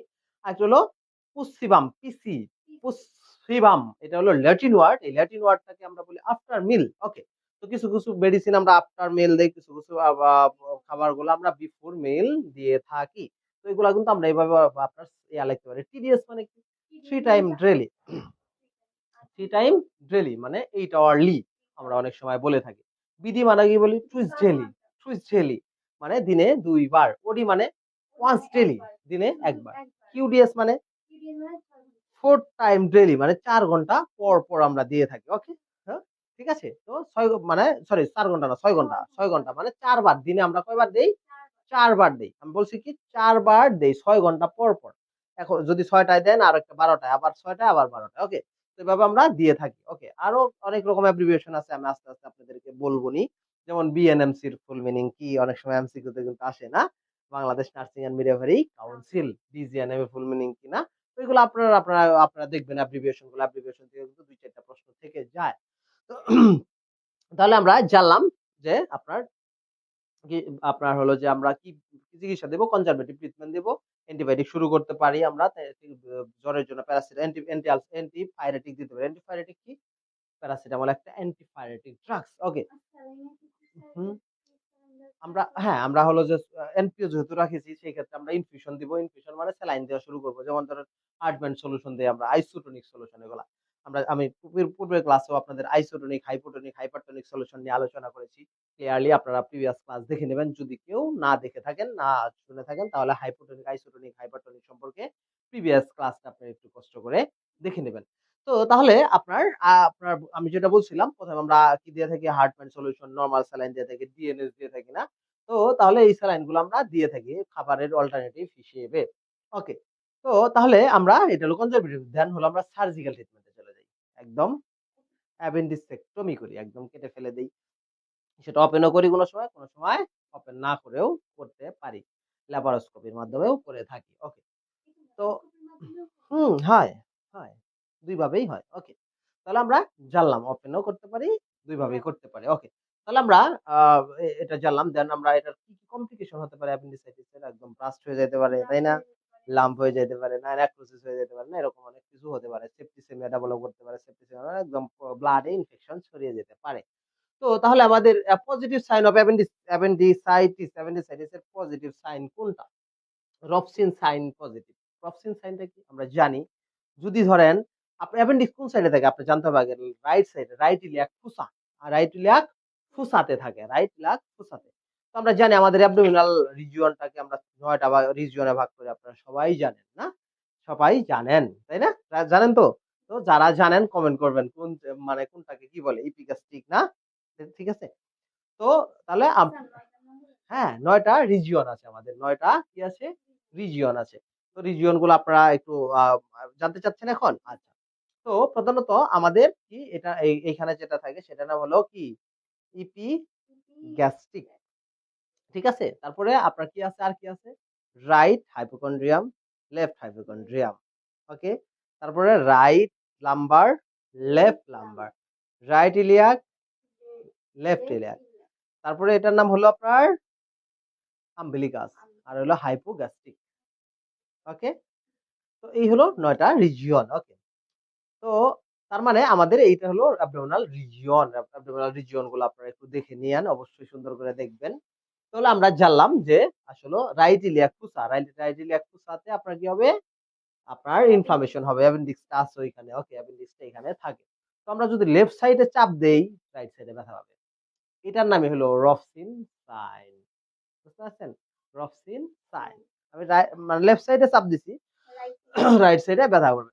আরেকটা ব্যাপার আপনাদের বলে দেই, অ্যাপেন্ডিসাইটিসে দেখবেন আপনারা যদি এইখানে মানে রাইট ইলিয়াক ফুসা এইখানে আপনি যদি আপনারা কি করেন, আপনার এটা সোয়াস সাইন বলে, আবার সোয়াস সাইন নাম শুনছেন কিনা জানি না, সোয়াস সাইন। ওকে, তো দেখবেন চাপ দিলে হলো ব্যথা বেশি, ব্যথা পাবে কিন্তু কম, কিন্তু ছেড়ে দিলে বেশি ব্যথা পাবে। ছেড়ে দিলেন ব্যথা বেশি, তো এটা বলে সোয়াস সাইন। ওকে, তো তাহলে আমরা জানলাম অ্যাপেন্ডিসাইটিসে কোন কি কি সাইন হতে পারে। ওকে, তো তারপরে আমরা যাই, এটা তাহলে আমাদের রাইট অ্যান্সার হলো আপনার রবসিন সাইন। দেন হলো Murphy's sign. Murphy's sign positive. Murphy's সাইনটা আসলে প্রধানত অ্যাপেন্ডিসাইটিসে হয় না, মরফিস সাইনটা প্রধানত কোলেসিস্টাইটিসে হয়। শ্বাস নিতে বলবেন শ্বাস নিতে, সে সেই ক্ষেত্রে শ্বাস নিতে কষ্ট পাবে। তো এখানে চাপ দিলেন, চাপ দিলে হলো সে ব্যথা ফিল করবে। ওকে, দেন হলো কার্নিং সাইন। কার্নিং সাইনটা প্রধানত মেনিনজাইটিসে হয়। মেনিনজাইটিসে দেখবেন আপনার 90 ডিগ্রি অ্যাঙ্গেল পা তুলবেন, সে একদম ঘাড়ে উঠে পড়বে। তো ঘাড়ের মধ্যে তো একদম যেহেতু ঘাড় মানে নেক স্টিফনেস হয়, তো এই প্রবলেমটা হয়। আপনার গার্নিং সাইনটা প্রধানত মেনিনজাইটিসে হয়ে থাকে। তাহলে আমাদের রাইট অ্যান্সার এখানে রফসেন। সরি। তাহলে আমরা জানলাম যে রফসিন সাইনটা আমাদের এখানে পজিটিভ হবে। রাইট অ্যান্সার আমাদের রফসিন সাইন। দেন আমি এই যে রফসিন সাইনটা দেখেন, আমি আপনাদেরকে একটু দেখানোর জন্য এটা নিয়ে আসা। দেন এই যে এখানে থাকে অ্যাপেন্ডিক্স, দেখছেন অ্যাপেন্ডিক্স এটা কোথায় থাকে আপনারা খেয়াল করতেছেন হয়তো, যারা ক্লাস দেখতেছেন তারা অবশ্যই খেয়াল করতেছেন যে কোথায় থাকে না এই যে আমরা এখানে চাপ দিব কোন সাইডে, বাম সাইডে চাপ দিব, বাম সাইডে চাপ দিব, ডান সাইডে ব্যথা করবে। এটা হলো আপনার কি, আপনার রফসিন সাইন। ওকে, তাহলে আমরা রফসিন সাইন সম্পর্কে জানলাম। দেন আমরা পরের প্রশ্নে চলে যাই, which is the complication of appendicitis. আমরা অলরেডি এটা নিয়ে আলোচনা করে ফেলেছি যে কি কি কমপ্লিকেশন হতে পারে। পারফোরেশন হতে পারে, আমরা বলেছি একটু আগেই যে কি হতে পারে, একদম ফোঁটা হয়ে যেতে পারে। পারফোরেশন মানে কি, ফোঁটা হয়ে যাওয়া। তো সেপটিক শক, সেপটিক শক কিন্তু আগেই ডেভেলপ করে করে অনেক ক্ষেত্রে, কিন্তু মানে পরে হয়তো বা অনেক সময় করতেও পারে, নাও পারে এটা। হেপাটাইটিসও না, হেপাটাইটিস আপনার ইনফ্লামেশন অফ দা লিভার। হ্যাপার আরেক নাম হলো লিভার, লিভার আরেক নাম হলো হ্যাপা। তাহলে আমাদের রাইট অ্যান্সার হলো পারফোরেশন। এখানে আমাদের রাইট অ্যান্সার কি হলো, perforation. Okay, then which is the common mode of transmission of hepatitis B. আমরা জানি হেপাটাইটিস বি সম্পর্কে সবাই, এটা হলো ফিকো ওরাল রুটে ছড়ায়। সরি, এটা আপনাদের কি ছড়ায়, কিভাবে ছড়ায়, সেক্সুয়াল ট্রান্সমিশনের মাধ্যমে। ফিকো ওরাল রুটে এ আর সি ছড়ায় আমরা জানি, আর বি ছড়ায়, বি আর সি ছড়ায় হলো সেক্সুয়াল ট্রান্সমিশন, তারপর ভার্টিক্যাল ট্রান্সমিশন না। তো এগুলোর মধ্যে ব্লাড প্রোডাক্টের মাধ্যমে, এগুলোর মাধ্যমে কি হয় আপনার হেপাটাইটিস বি এবং সি ছড়ায়। আমরা জানি হেপাটাইটিস বি এর জন্য আমাদের সবার ভ্যাকসিন নেওয়া উচিত। যারা এখনো ভ্যাকসিন নেন নাই অবশ্যই ভ্যাকসিন নিয়ে নেবেন। তো তাহলে আমরা জানি, দেখি আসলে কি কিভাবে ট্রান্সমিট। আমরা হেপাটাইটিস বি নিয়েও প্রিভিয়াস ক্লাসে আলোচনা করেছি, আপনারা একটু কষ্ট করে দেখে নিয়েন। যারা মানে আজকেই ফার্স্ট আছেন আমাদের সাথে, প্রিভিয়াস ক্লাসগুলো দেখলে আপনারা আরো ক্লিয়ার হবেন। তো হেপাটাইটিস বি, হেপাটাইটিস বিটা কিভাবে ছড়ায় দেখেন, প্যারেন্টাল ট্রান্সমিশন। প্যারেন্টাল ট্রান্সমিশনটা কেমন, ইন্টারভেনাসলি, ধরেন নিডল শেয়ার করলো, তো এটা কিন্তু ব্লাড এর মাধ্যমে হতে পারে। তো parental transmission. Sexual intercourse, sexual intercourse যার হেপাটাইটিস বি আছে তার সাথে যদি সেক্সুয়াল ইন্টারকোর্স করা হয়, সেই ক্ষেত্রে আপনার হেপাটাইটিসে আক্রান্ত হবে। দেন হলো ভার্টিক্যাল ট্রান্সমিশন। ভার্টিক্যাল ট্রান্সমিশন কেমন, ট্রান্সপ্লাসেন্টও হতে পারে কিংবা ব্রেস্ট ফিডিং এর মাধ্যমে হতে পারে। যেমন ধরেন মায়ের পেটের মধ্যে আছে বাচ্চা, মায়ের হেপাটাইটিস বি বা বাচ্চারও হেপাটাইটিস বি হওয়ার একটা সম্ভাবনা আছে। This is the vertical transmission. Okay, তো তাহলে আমাদের এখানে right answer all of the above. Okay, তো দেন আসি আমরা, which is causes of cirrhosis of liver. Liver cirrhosis এর কজ কোনটা, কোনটা লিভার সিরোসিস এর কজ। তো দেখেন অ্যালকোহল, যদি বেশি বেশি অ্যালকোহল, সিরোসিস অফ লিভার আগে কি এটা সেটা বুঝতে হবে। সিরোসিস মানেই হলো একবারে পচে গেছে, একবারে নেক্রোসিস হয়ে গেছে, হ্যাঁ। তো লিভার নষ্ট হয়ে যাচ্ছে, তার মানে সেটা হলো আপনার সিরোসিস অফ লিভার। তো লিভার, এটার কারণ কি, অ্যালকোহল বেশি যদি খায় কেউ, তাহলে কিন্তু তাদের কি হয় আপনার সিরোসিস অফ লিভার হওয়ার একটা চান্স থাকে। তাহলে আমাদের রাইট অ্যান্সার অ্যালকোহলটাই হবে। স্ট্রেসের জন্য কিন্তু লিভার সিরোসিস হয় না। সরি। তো দেন হলো আপনার NSAID, non steroid anti inflammatory drug. Non steroid anti inflammatory ড্রাগসও কিন্তু আপনার সিরোসিস অফ লিভার তৈরি করে না। তাহলে আমাদের রাইট অ্যান্সার এখানে alcohol consumption, alcohol. Then which is the positive sign of cholecystitis, খুব ইম্পর্টেন্ট, কোলেসিস্টাইটিস। ওকে, তো তাহলে কুলে মানে আমরা কি জানি, কুলে মানে কি জানি, আমরা এর আগে আলোচনা করেছিলাম এটা নিয়ে, যে কুলে মানে কি, কুলে মানে কি বলছিলাম আমরা, কুলে, এই কুলে মানে কি, কুলে মানেই gall bladder, gall bladder, gall bladder আরেক নাম হলো কুলে। ওকে, যদি আপনার ইনফ্লামেশন হয় কোথায়, গল ব্লাডারে যদি ইনফ্লামেশন হয়, সেক্ষেত্রে আমরা বলি কি, কোলেসিস্টাইটিস। ওকে, ওকে, তাহলে আমরা জানলাম। হুম, তো আইটিস মানে ইনফ্লামেশন, এটা আমরা সবাই জানি অলরেডি। তো পজিটিভ সাইন হবে আপনার কোলেসিস্টাইটিস। কোলেসিস্টাইটিস জিনিসটাকে আমরা বললাম যে inflammation of the gall bladder. সেটা হতে পারে ধরেন পাথরের জন্য হতে পারে, ধরেন আপনার পিত্তথলিতে পাথর হয়েছে, সেই ক্ষেত্রে কিন্তু আপনার কোলেসিস্টাইটিস হতে পারে। হ্যাঁ, এটার আবার কুলেলিথিয়াসিসও বলে, যদি পাথর হয় সেই ক্ষেত্রে বলে কি কুলেলিথিয়াসিস, এটার ফলে কোলেসিস্টাইটিস হতে পারে, ইনফ্লামেশন হতে পারে। তো তাহলে আমরা তার মানে আমরা বললাম inflammation of the gall bladder, তাহলে আমরা সেটাকে বলবো কি, কোলেসিস্টাইটিস। ওকে, তো কোলেসিস্টাইটিস হলে অনেকগুলো প্রবলেম হয়, আপনার পেইন হয়, প্রচুর পেইন হয়, দেখা যায় এপিগ্যাস্ট্রিক রিজিয়নে বা আদার্স আদার্স আশপাশের আপনার ডান সাইডেও বেশি পেইন হয়। তো মানে বমি হয়, নৌশিয়া হয়, অনেক সময় জ্বরও আসে, তো এই ব্যাপারগুলো ঘটনা ঘটে থাকে। তো কোলেসিস্টাইটিস আমরা কিভাবে ডায়াগনোসিস করব, সিবিসি করতে পারি, সিবিসির মাধ্যমে দেখা যায় হয়তো অনেক সময় ইনফেকশন থাকলে দেখা যায় আপনার ডব্লিউবিসি কাউন্ট আবার বেড়ে যায়। এখানে আমরা আল্ট্রাসোনোগ্রাফ করে দেখতে পারি। ঠিক আছে? আল্ট্রাসোনোগ্রাফের মাধ্যমে ডায়াগনোসিস ফাইনাল হই। আরেকটা ব্যাপার আমরা এখানে করি, সেটা হলো মরফিস সাইন। আমরা মরফিস সাইন আমরা একটু আগে আলোচনা করেছি যে এখানে আপনার চাপ দিলে একটু শ্বাস নেন, হ্যাঁ, বড় করে। তো সেই ক্ষেত্রে কিন্তু পেইন হবে, হ্যাঁ? তো এটা আমরা মরফিস সাইন বলে থাকি।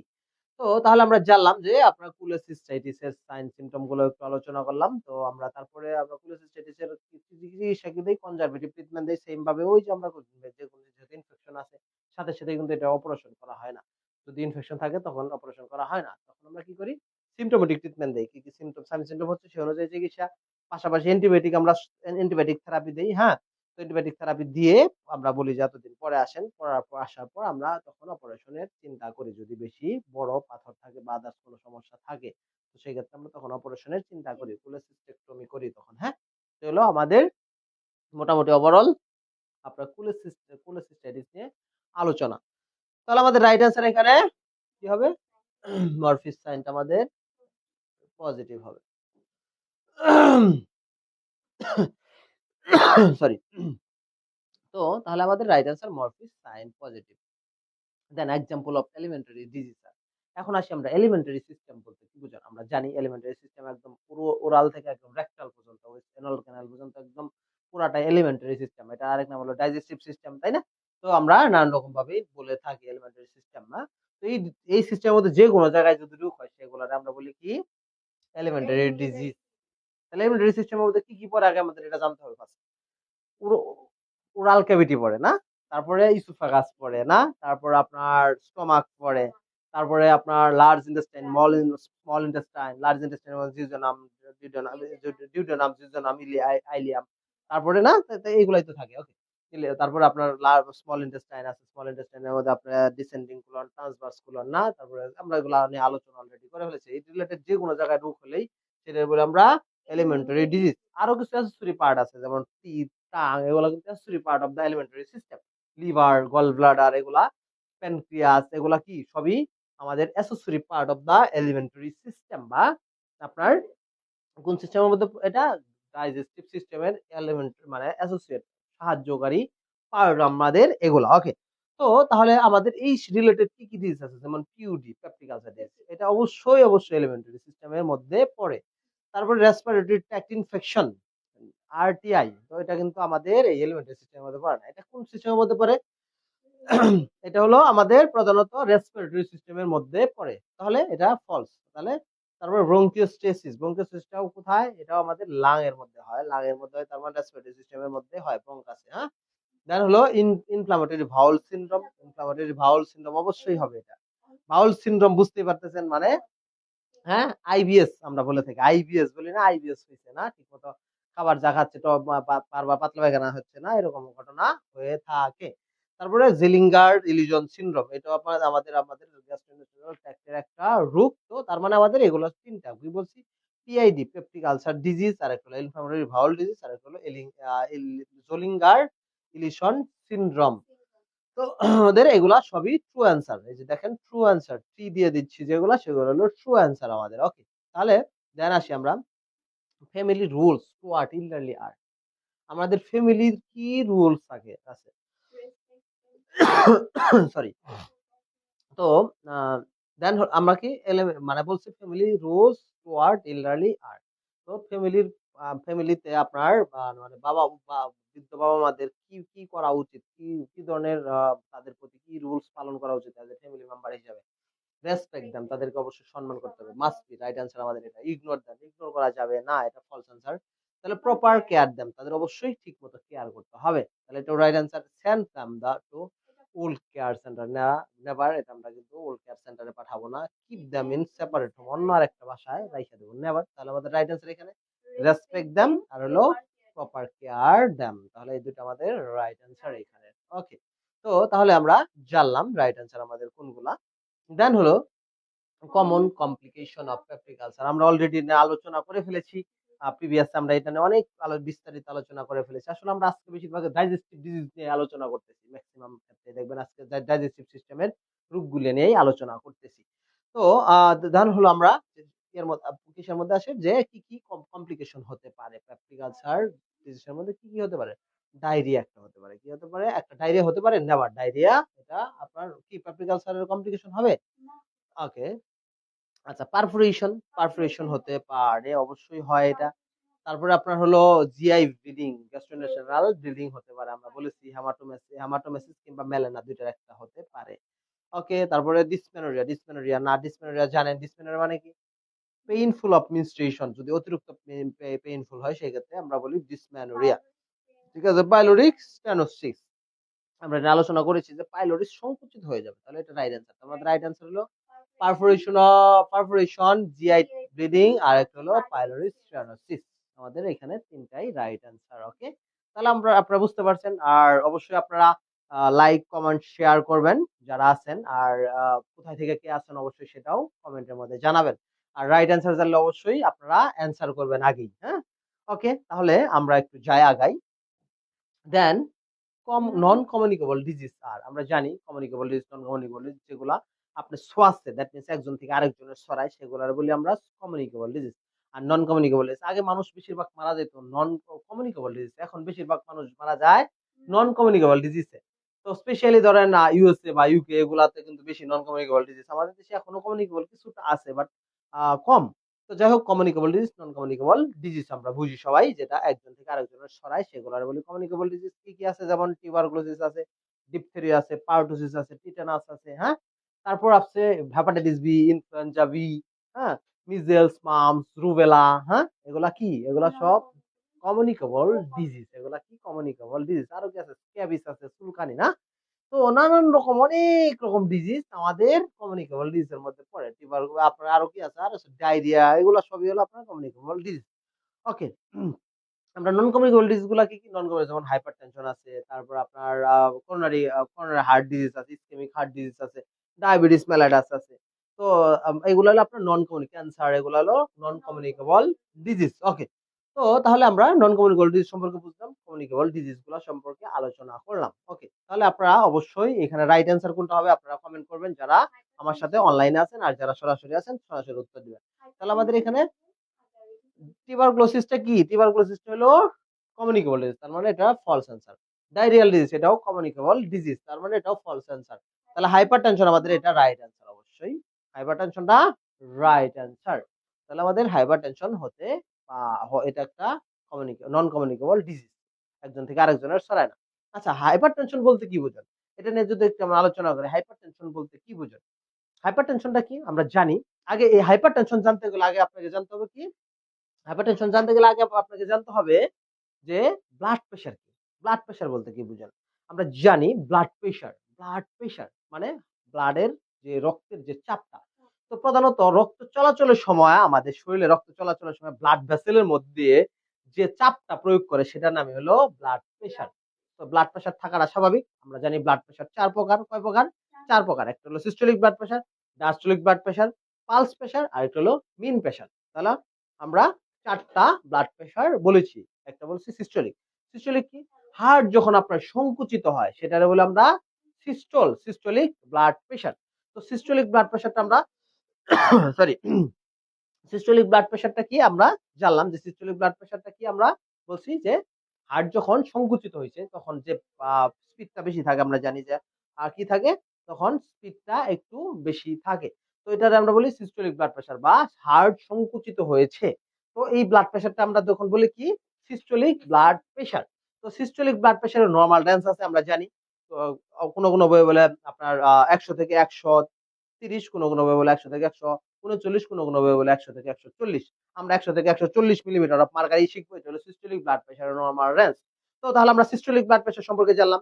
তো ডায়াস্টোলিক ব্লাড প্রেশার কি? হার্ট যখন প্রসারিত হইছে, হার্ট প্রসারিত হইছে। দ্যাট মিনস ভেন্ট্রিকল প্রসারিত হইছে। আমরা জানি হার্টের মানে অ্যাট্রিয়াম আছে আর ভেন্ট্রিকল আছে। ভেন্ট্রিকল প্রসারিত হইছে। ভেন্ট্রিকল সংকুচিত হইলে আমাদের সারা শরীরে রক্ত যায় আমরা জানি সার্কুলেশন সম্পর্কে।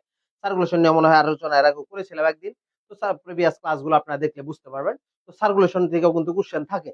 তো সার্কুলেশনটা আপনারা একটু দেখে নিবেন অবশ্যই ভালোভাবে। সার্কুলেশন থেকে কিন্তু কোশ্চেন থাকে যে superior and inferior vena cava দিয়ে রাইট এট্রিয়াম আসে, রাইট এট্রিয়াম থেকে ট্রাইকাসপিড বাল্বের মাধ্যমে দ্যাট মিনস রাইট সাইডে ট্রাইকাসপিড বাল্ব থাকে। ট্রাইকাসপিড বাল্বের মাধ্যমে রাইট ভেন্ট্রিকল আসে। রাইট ভেন্ট্রিকল থেকে পালমোনারি আর্টারির মাধ্যমে পালমোনারি বাল্ব আছে। পালমোনারি বাল্বের মাধ্যমে আপনার লাঙে যায় মানে লাঙে পিউরিফাইড হয় অ্যালভিওলাইতে হয়ে ফোর পালমোনারি ৪ টা পালমোনারি ভেইন দিয়ে লেফট অ্যাট্রিয়ামে আসে। লেফট অ্যাট্রিয়াম থেকে বাইকাসপিড বাল্ব। এর আরেক নাম হলো মাইটাল বাল্ব।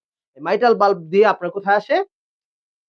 লেফট ভেন্ট্রিকল আসে। লেফট ভেন্ট্রিকল থেকে অ্যাওর্টিক আর্টারির মাধ্যমে এখানে আয়োর্টিক বাল্ব আছে। অ্যাওর্টিক বাল্ব দিয়ে সারা শরীরে রক্ত ছড়িয়ে যায়। This is the circulation. তো এখানে ২ টা কিন্তু অনেক প্রশ্ন থাকে যে হুইচ আর্টারি আপনার ক্যারি ডিঅক্সিজেনেটেড ব্লাড যেমন পালমোনারি আর্টারি আমরা জানি বড় একটা আর্টারি। এই আর্টারির মাধ্যমে আমরা কি হতে পারে আপনার এটার মাধ্যমে কি হয় ডিঅক্সিজেনেটেড ব্লাড যায় আমরা জানি। আর ডিঅক্সিজেনেটেড ব্লাড কোন ভেইন ক্যারি করে অনেক সময় প্রশ্ন আসে। যেমন কি পালমোনারি ভেইন। পালমোনারি ভেইনটা এখানে আপনার অক্সিজেন যুক্ত। সব আর্টারি আমাদের নরমালি কি করে? অক্সিজেন যুক্ত ব্লাড ক্যারি করে। কিন্তু আপনার এই এক জায়গায় পালমোনারি আর্টারিটা শুধু ডিঅক্সিজেনেটেড ব্লাড ক্যারি করে। আর হলো এখানেই শুধু উল্টা বললাম আমি যেটাই যে আপনার ভেইন কি করে? অক্সিজেনেটেড ব্লাড ক্যারি করে। ওকে। তো তাহলে আমরা জানলাম সার্কুলেশন নিয়ে আমরা একটু আলোচনা করে নিলাম। তাহলে আমরা মানে ডায়াস্টোলিক ব্লাড প্রেশার বলতে কি বুঝলাম? হার্ট যখন প্রসারিত হইছে। হার্ট কি হইছে? প্রসারিত হইছে। হার্টের মধ্যে ব্লাড আসতেছে। তখন আমরা এটাকে কি বলি? আপনার ডায়াস্টোলিক ব্লাড প্রেশার। তো তাহলে বুঝতেই পারতেছেন তখন একটু প্রেশার কম থাকে। লাস্ট প্রেশার আমরা বলি, হ্যাঁ? তো এটা নরমালি 60 থেকে 90 কোনো বইয়ে বলে 60 থেকে 89 কোনো বইয়ে বলে 60 থেকে 85 মিলিমিটার অফ মার্কারি। আমরা 60 থেকে 90 মিলিমিটার অফ মার্কারিটাই শিখবো। তো তাহলে আমরা জানলাম যে ডায়াস্টোলিক ব্লাড প্রেশার বলতে কি বুঝি আমরা কোনটা নরমাল রেঞ্জ সেটাও জানলাম। আর হলো পালস প্রেশার। পালস প্রেশারটা কি? পালস প্রেশারটা হলো systolic blood pressure minus diastolic blood pressure. ধরেন আচ্ছা এভারেজ আমরা যদি বলি systolic blood pressure average ১২০, diastolic blood pressure average হলো ৮০। তো যদি ধরেন আমরা সিস্টোলিক একজনের ১১০/১৮০ আছে। তো তাহলে এটার মানে হবে কত? পালস প্রেশার কত হবে? ১১০ থেকে ৮০ বাদ দিলে কত হবে? ৩০। এটা হলো পালস প্রেশার। ওকে। তো তাহলে পালস প্রেশার আপনারা আমার মনে হয় বুঝতে পেরেছেন। আমার বিশ্বাস আপনারা বুঝতে পেরেছেন। যে সিস্টোলিক ব্লাড প্রেশার বিয়োগ ডায়াস্টোলিক ব্লাড প্রেশার। ওকে। যদি কোশ্চেন থাকে আপনারা অবশ্যই কমেন্ট করবেন। কমেন্টের মাধ্যমে আমি আপনাদের উত্তর দিব আবার পরে। তো তাহলে আমরা জানলাম ডায়াস্টোলিক ব্লাড প্রেশার সম্পর্কেও আমরা জানলাম, পালস প্রেশার সম্পর্কেও জানলাম। এখন আসি মিন প্রেশার। মিন প্রেশারটা কি? মিন প্রেশারটা হলো আপনার ডায়াস্টোলিক ব্লাড প্রেশার যোগ 1/3 of the pulse pressure. Pulse pressure পেলাম আমরা ৩০ ধরেন। ওই ৩০ এর ৩ ভাগের ১ ভাগ ১০। আর ডায়াস্টোলিক ব্লাড প্রেশার পেয়েছি ৮০। ৮০ আর ১০ এ কত? ৯০। এটা হলো আপনার কি? মিন প্রেশার। ক্লিয়ার? ওকে। তো তাহলে আমরা আমাদের এখন ইয়াতে ফেরত আসি। হাইপারটেনশন বলতে কি বোঝান? হাইপারটেনশন তার মানে সিস্টোলিক এন্ড ডায়াস্টোলিক এর যদি নরমাল রেঞ্জ এর উপরে হয় according to the sex and আপনার কি বলে আপনার এইজ বয়স অনুযায়ী এবং সেক্স অনুযায়ী যদি আপনার কি হয় ব্লাড প্রেশার নরমাল রেঞ্জ এর চেয়ে উপরে হয়ে যায় সেটাকে আমরা বলি হাইপারটেনশন। তো তাহলে আমরা হাইপারটেনশন সম্পর্কে একটু জানলাম। হাইপারটেনশন আসলে নানান রকম ভাবে ভাগ করা যায়, নানান রকম গ্রেডিং এ ভাগ করা যায়। ঠিক আছে? তো দেন হলো আপনার আমরা হাইপারটেনশন এর প্রধানত কি সাইন সিম্পটম হতে পারে আমরা যদি বলি। হাইপারটেনশন এর নরমালি সাইন সিম্পটম হয় হলো অ্যাসিম্পটোমেটিক। কোনো সাইন সিম্পটমই দেখা যায় না। হঠাৎ করে দেখা গেল যে প্রবলেমটা দেখা গেছে। ঘাড় ব্যথা করে, মাথা ব্যথা করে অনেক সময় না? তো হেডেক হয় আমরা বলে থাকি, লাইট হেডেক হয় অনেক ক্ষেত্রে, হ্যাঁ? তো প্রধানত বেশিরভাগ ক্ষেত্রে অ্যাসিম্পটোমেটিক মানে এটা সাইন সিম্পটম বুঝাই যায় না। ব্লাডি ভিশন দেখতে মানে ডাবল ভিশন দেখতেছে, হ্যাঁ? তো এই ধরনের প্রবলেম হতে পারে। তো তাহলে আমরা জানলাম যে আর কি কারণে হতে পারে। রিস্ক ফ্যাক্টর গুলা কি? রিস্ক ফ্যাক্টর গুলো আমরা যদি বলি স্মোকিং, আপনার হলো exercise, lack of exercise, sedentary lifestyle আমরা যেটা বলে থাকি। তারপর ধরেন যে ফ্যাটি ফুড খাইলে, হ্যাঁ? তারপরে আপনার আর কি হতে পারে অতিরিক্ত স্ট্রেস নিলে, অতিরিক্ত চিন্তা, দুশ্চিন্তা করলে সেই ক্ষেত্রে কিন্তু আপনার কি হতে পারে হাইপারটেনশন হতে পারে। তারপর আরেকটা ব্যাপার কিছু ডিজিজের জন্য যেমন diabetes mellitus. Diabetes mellitus is the mother disease of all non communicable disease. যত নন কমিউনিকেবল ডিজিজ আছে সকল ডিজিজের মা হলো আপনার ডায়াবেটিস মেলাইটাস। তো ডায়াবেটিস মেলাইটাস এর জন্যও হতে পারে হাইপারটেনশন। ওকে, তাহলে আমরা জানলাম কি কারণে রিস্ক ফ্যাক্টর গুলো আমরা জানলাম। এটার আমরা কিভাবে ডায়াগনোসিস করব? আমরা ইসিজি করতে পারি, হ্যাঁ? তারপর ব্লাড প্রেশার চেক করতে পারি। তারপরে লিপিড প্রোফাইল করতে পারি। ফাস্টিং লিপিড প্রোফাইল, মানে লিপিড প্রোফাইলটা কি? সেটা আমাদের জানতে হবে। What is the lipid profile? প্রধানত আমাদের শরীরে তেলের পরিমাণ কেমন, চর্বির পরিমাণ কত আছে সেটা আমরা চেক করি হলো লিপিড প্রোফাইলের মাধ্যমে। আমরা লিপিড প্রোফাইলে ৩ টা জিনিস দেখি। একটা হলো আপনার হাই আ এইচ এইচডিএল মানে হাই ডেনসিটি লিপোপ্রোটিন, আরেকটা হলো এলডিএল লো ডেনসিটি লিপোপ্রোটিন, আরেকটা দেখি আমরা ট্রাইগ্লিসারাইড বা টিজি বলি আমরা শর্টকাটে। তো এইগুলো আমরা টেস্ট করে দেখতে পারি এটা আপনার লিপিড প্রোফাইলের মাধ্যমে। তো প্রধানত দেখা যায় আমাদের শরীরের জন্য এইচডিএল টা ভালো। ৪০ এর উপরে থাকা ভালো। তো ৪০ এর উপরে যদি থাকে সেটা ভালো। এইচডিএল টা আমাদের শরীরের জন্য খুবই উপকারী। যেমন আপনার মাছ, সামুদ্রিক মাছের মধ্যে কিন্তু আপনার এটা থাকে ওমেগা 3 এর জন্য ফলে এটা বেড়ে যাওয়ার একটা সম্ভাবনা থাকে। তো বাই দ্য ওয়ে আমরা যেটা ছিলাম তাহলে আমরা বললাম যে কি বেড়ে যাবে এলডিএল আর হলো ট্রাইগ্লিসারাইড বেড়ে যাবে। তো এলডিএল টা বেড়ে যায় বেশি ফ্যাটি খাবার খাইলে, গরু মাংস বা আদার্স যে খাবারগুলা ফ্যাটি ফুড এগুলা খাইলে কিন্তু আপনার কি বেড়ে যায়? LDL low density lipoprotein. আর আপনার ট্রাইগ্লিসারাইড বেড়ে যায় ভাত বেশি, যদি বেশি আপনার ভাত জাতীয় খাবার খান দ্যাট মিনস আপনার গ্লুকোজ জাতীয় বেশি খাবার খাওয়া হয় সেক্ষেত্রে কিন্তু টিজিটা বেড়ে যায়। তো ভাই তাহলে এইগুলা যদি বেড়ে যায় সেক্ষেত্রে আপনার হাইপারটেনশন হতে পারে। মানে হাইপারলিপিডেমিয়ার জন্য হাইপারটেনশন হতে পারে। তো হাইপারটেনশনের চিকিৎসা কিভাবে দেব আমরা? হাইপারটেনশনের চিকিৎসা প্রধানত আমরা লাইফস্টাইল মেইনটেইন করতে বলব। First of all non pharmacological treatment এর মধ্যে বলব লাইফস্টাইল মেইনটেইন করেন, এক্সারসাইজ করেন, স্ট্রেস কমান, ফ্যাটি খাবার কম খান, এভয়েড করেন, স্মোকিং এভয়েড করেন, অ্যালকোহল এভয়েড করেন। এগুলো হলো আপনার কি সেডেন্টারি লাইফস্টাইল থেকে একটু ওয়ার্কিং আউট করেন। তো বার্ন আউট করেন খাবার খেয়ে। তো এগুলো হলো আপনার মানে আপনার নন ফার্মাকোলজিক্যাল ট্রিটমেন্ট। ফার্মাকোলজিক্যাল ট্রিটমেন্ট কি দিব আমরা? ফার্মাকোলজিক্যাল ট্রিটমেন্ট আমরা প্রধানত দিয়ে থাকি অ্যান্টি হাইপারটেনসিভ ড্রাগ দিয়ে থাকি। অ্যান্টি হাইপারটেনসিভ ড্রাগ কি আছে? অনেক রকম অ্যান্টি হাইপারটেনসিভ ড্রাগ আছে আমরা জানি। তো যেমন আছে ACE inhibitor, ACE inhibitor, angiotensin converting enzyme inhibitor. তো তো এটার মধ্যে কি আছে আমরা জানি। ক্রিপ্টোফিল, রামোফিল না? তো এগুলো হলো এসি ইনহিবিটর। আলফা ব্লকার আছে। আলফা ব্লকার টেরাজোসিন, প্রেজোসিন এগুলো হলো alpha blocker. Beta blocker, beta blocker কি আছে? অ্যাটিনোলল, প্রোপানল, বিসুপ্রলল এগুলা কি সবই হলো আপনার কি বিটা ব্লকার। তারপরে ক্যালসিয়াম চ্যানেল ব্লকার, অ্যামলোডিপিন এগুলো হলো লিপিডিপিন এগুলো হলো কি আপনার হুম এগুলো হলো সব আপনার ক্যালসিয়াম চ্যানেল ব্লকার। আরেকটা হলো ডায়ুরেটিক, ডায়ুরেটিক যেমন ফুসিমাইড, হ্যাঁ? তো এগুলো হলো কি কি থায়াজাইড এগুলা কি আপনার ডায়ুরেটিক্স। ওকে, তো নানান রকমের আমরা অ্যান্টি হাইপারটেনসিভ ড্রাগ দিতে পারি। অনেক সময় প্রশ্ন আসে which is anti hypertensive drug. তো এই জন্য কিন্তু অনেক কথাই বলে গেলাম হাইপারটেনশন যেহেতু পেয়েছি, হাইপারটেনশন নিয়ে মোটামুটি একটা শর্টকাট একটা ধারণা দিলাম। এটার মধ্যে কি কমপ্লিকেশন হতে পারে? অনেক রকম কমপ্লিকেশন হতে পারে। স্ট্রোক করতে পারে, মায়োকার্ডিয়াল ইনফ্রাকশন হতে পারে, এটার জন্য কিন্তু ডেথ হতে পারে। ওকে, তো তো বাই দ্য ওয়ে আমরা তারপরে যাই যে তাহলে আমাদের এটা নন কমিউনিকেবল একটা ডিজিজ। দেন হলো protein energy malnutrition. Protein energy malnutrition PM বলে, পিইএম বলে শর্টকাটে পিএম বলে। তো প্রোটিন এনার্জি যদি ঘাটতি দেখা দেয় সেই ক্ষেত্রে কিন্তু আপনার এই ধরনের প্রবলেম হয়। যেমন মেরাসমাস, কোশেরুকর এই ডিজিজ গুলো হলো আপনার প্রোটিন এনার্জি ম্যালনিউট্রিশন। তো তাহলে আমরা জানলাম যে প্রোটিন এনার্জি ম্যালনিউট্রিশনটা একটা নন কমিউনিকেবল ডিজিজ। দেন হলো ডায়াবেটিস মেলাইটাস। ডায়াবেটিস মেলাইটাসটা কি আমরা এর আগে ক্লাসে আলোচনা করেছি। আপনারা প্রিভিয়াস ক্লাসটা সুন্দর করে দেখে নিন। তাহলে ডায়াবেটিস মেলাইটাস সম্পর্কে পূর্ণ একটা ধারণা পাবেন। শর্টলি একটা ব্রিফ ধারণা পাবেন যে ডায়াবেটিস মেলাইটাস জিনিসটা কি। ওকে, তাহলে আমাদের এখানে রাইট অ্যান্সার এই কয়টাই। ওকে, দেন আমরা আসি possible complication of general anaesthesia. তো আমরা জেনারেল অ্যানেস্থেসিয়ার কি কমপ্লিকেশন হতে পারে? আপনার পসিবল কমপ্লিকেশন হাইপোটেনশন হতে পারে, অবশ্যই হাইপোটেনশন হতে পারে। নশিয়া এন্ড ভমিটিং হতে পারে কি? নশিয়া ভমিটিং নাও হতে পারে। অ্যালোপেশিয়া মানে কি? চুল পড়ে যাওয়া, এটা হতে পারে। হ্যাঁ, হাইপোক্সিক ব্রেইন ড্যামেজ হতে পারে? না। Short through and laryngeal damage? না। তাহলে আমাদের রাইট অ্যান্সার হাইপোটেনশন আর একটা হলো অ্যালোপেশিয়া। অ্যালোপেশিয়া মানে চুল পড়ে যাওয়া। ওকে। আমরা একটু ফাস্ট চলে যাওয়ার চেষ্টা করতেছি। নার্সিং প্রসেস ইনক্লুড কি নার্সিং প্রসেস আছে? আমরা জানি নার্সিং প্রসেস গুলা অ্যাসেসমেন্ট, ডায়াগনোসিস, তারপর প্ল্যানিং, তারপর ইমপ্লিমেন্টেশন আর ইন্টারভেনশন, হ্যাঁ, তারপর হলো আপনার ইভালুয়েশন। এগুলো হলো নার্সিং প্রসেস। আমরা জানি এটা থেকেও কিন্তু কোশ্চেন আসে। এইজন্য কিন্তু সরি একটু নিয়ে আসার চেষ্টা করছি। তাহলে অ্যাসেসমেন্টটা রাইট অ্যান্সার এখানে।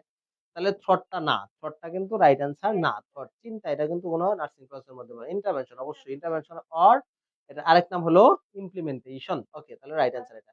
প্ল্যানিংটাও রাইট অ্যান্সার। পারসেপশন না। পারসেপশনটা হলো ফিল করা, অনুভব করা। তাহলে এটাও না। তাহলে আমাদের right answer assessment, intervention and planning. Okay. Causes of dehydration due to, causes of কি কারণে আপনার ডিহাইড্রেশন হতে পারে? কলেরার জন্য ডিহাইড্রেশন হতে পারে। হেমোরয়েডস রক্তক্ষরণের জন্য হতে পারে। প্যানক্রিয়াটাইটিস এর জন্য কিন্তু হয় না। প্যানক্রিয়াটাইটিস মানে কি? Inflammation of pancreas. ওকে। তো তারপরে ফ্লুইড ওভারলোডের জন্য না। ফ্লুইড ওভারলোডের জন্য আপনার এটা হতে পারে না, ডিহাইড্রেশন হতে পারে না। এটা তো ভালো এটার জন্য না। ওকে। যদিও ওভারলোডেরও ভালো না আবার। তো হাইপারপাইরেক্সিয়া জ্বর যদি আসে অনেক বেশি, সেই ক্ষেত্রে আপনার ডিহাইড্রেশন হতে পারে। আমরা জানি টেম্পারেচার বাড়লে কিন্তু ডিহাইড্রেট হয়ে যায়। তাহলে আমাদের right answer cholera, haemorrhage, hyperpyrexia. Okay. তাহলে আমাদের রাইট অ্যান্সার আমরা পেয়ে গেছি। ধ্যান হলো common complication of peptic ulcer.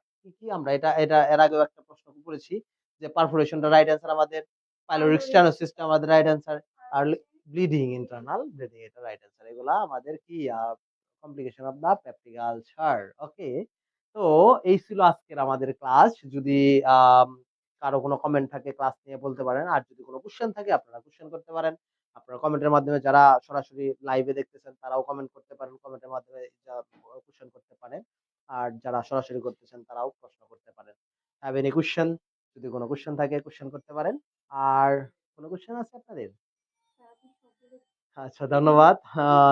অসংখ্য ধন্যবাদ আপনাদের ফিডব্যাকের জন্য। অবশ্যই পজিটিভ ফিডব্যাক, যদি আপনাদের ক্লাস কেমন লাগছে অবশ্যই জানাবেন। আর সবাই লাইক শেয়ার দিবেন। আমাদের সাথে থাকার জন্য আপনাদেরকে অসংখ্য ধন্যবাদ। ভালো থাকবেন, সুস্থ থাকবেন সবাই। আবারও দেখা হবে। আল্লাহ হাফেজ। আসসালামু আলাইকুম।